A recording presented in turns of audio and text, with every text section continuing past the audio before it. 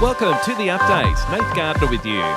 Body image activist Taryn Brumfitt has been named Australian of the Year. Not wasting any time, she's already requesting a meeting with PM Anthony Albanese to tackle the problem of body shaming. We're facing a paediatric health emergency with rates of suicide, depression, eating disorders, anxiety and steroid use related to body dissatisfaction soaring. The late Archie Roach was posthumously made a Companion of the Order of Australia, and Terry Blamey has picked up an Australia Day award for his service to the music industry. The current manager of Richard Clapton also managed Kylie Minogue's career for 26 years and says he's never lost his passion for the job. It's varied work. You've got to do all sorts of different things. You need different skills of a lawyer, an accountant or a tour manager or a travel agent or whatever. I love the diversity and I love working in music. While today is usually when citizenship ceremonies are held, a number of councils are choosing to shift the event to different dates. Hobart and Launceston joining the City of Sydney to move the ceremonies in support of the Change the Australia Day date movement. The United States will send 31 battle tanks to Ukraine. It comes after Germany committed 14 of its tanks to help Ukraine fight against the Russian invasion. Authorities in the North Korean capital of Pyongyang have ordered a 5-day lockdown due to rising cases of an unspecified respiratory illness. The notice has made no mention of COVID-19.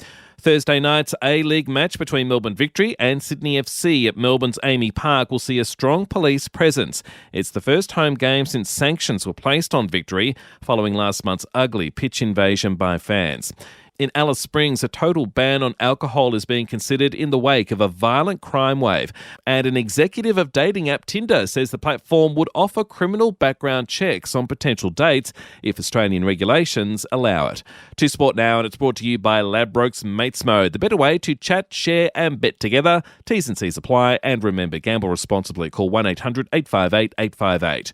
Novak Djokovic barely raised a sweat in his Australian Open quarter-final, beating fifth seed Andrei Rublev in straight sets.